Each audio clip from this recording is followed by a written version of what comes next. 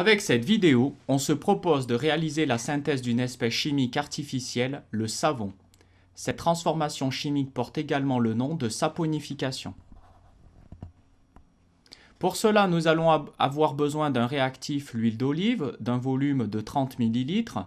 L'huile d'olive est un triglycéride, est un mélange de triglycérides. Nous avons également besoin d'hydroxyde de sodium concentré. L'hydroxyde de sodium concentré est également appelé soude concentré. C'est le deuxième réactif.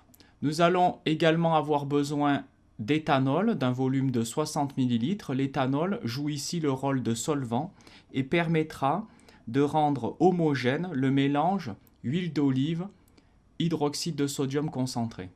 Nous allons également avoir besoin de pierre ponce. La pierre ponce joue le rôle de régulateur d'ébullition. C'est une pierre en fait qui est extrêmement légère. Nous introduisons maintenant le réactif huile d'olive dans le ballon, qui est un triglycéride de l'acide oléique.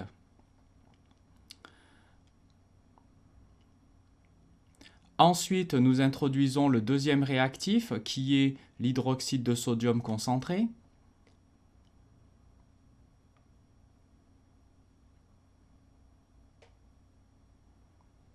Et nous introduisons les 60 ml de solvant, ici l'éthanol. L'éthanol est la même chose que l'alcool à brûler.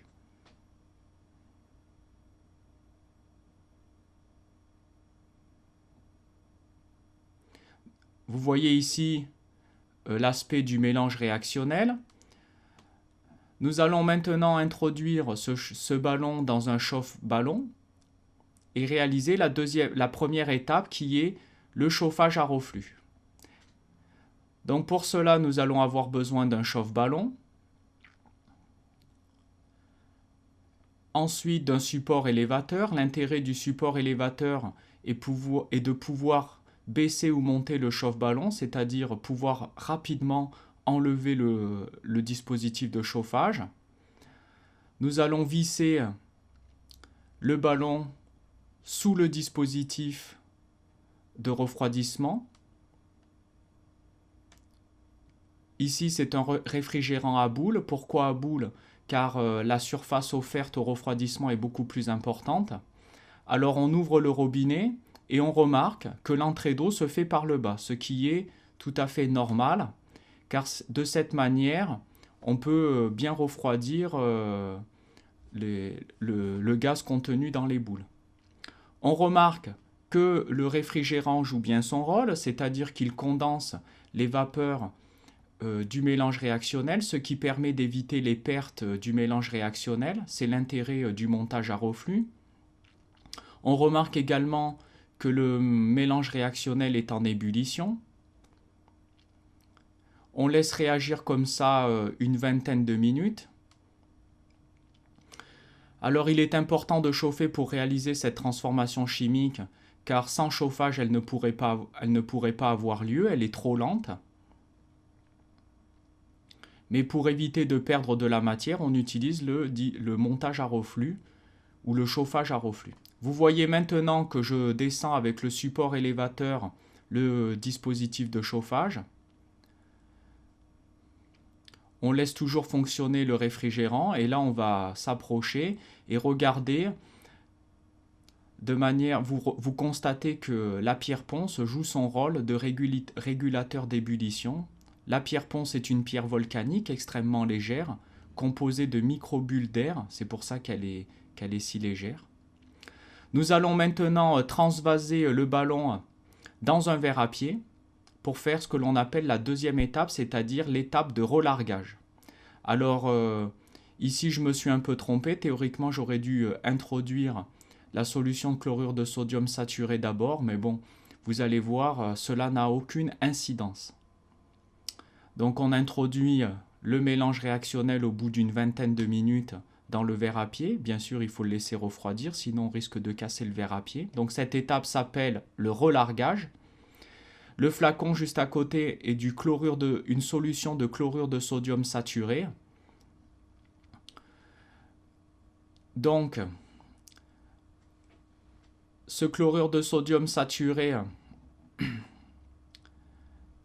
on va le verser dans le verre à pied et vous allez constater une précipitation du savon. Vous allez remarquer cette couleur blanchâtre. C'est donc un solide. J'utilise pour verser ma solution un agitateur en verre de manière à ne pas en verser à côté. On utilise le chlorure de sodium saturé, une solution de chlorure de sodium saturé, car le savon n'est pas soluble dans le chlorure de sodium saturé, c'est pour cela qu'il précipite. Donc vous remarquez l'aspect, maintenant nous allons récupérer le savon, donc vous constatez que je travaille très mal, j'aurais dû utiliser également un agitateur et faire couler le long, car là j'en ai versé un peu à côté. Alors il faut manipuler avec des gants parce que le mélange est très corrosif à cause de la soude concentrée.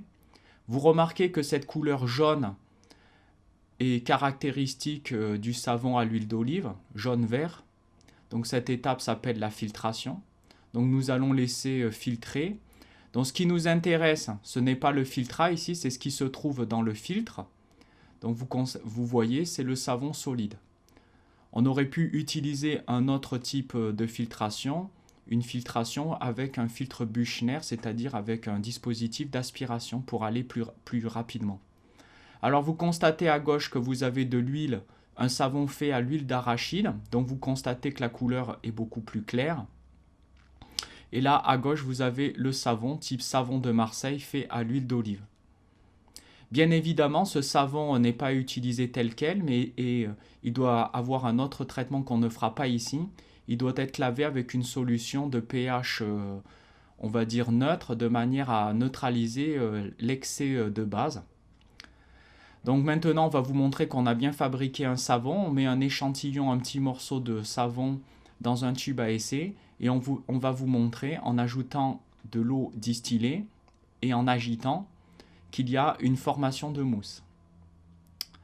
Il faut savoir que le savon fait partie des espèces chimiques artificielles qui ont été inventées bien avant, à l'époque de l'Antiquité, peut-être même avant. Il se faisait avec de la graisse animale et de la cendre. On chauffait tout ça et on obtenait du savon.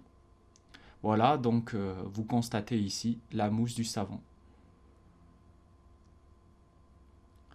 Donc, à vous de jouer.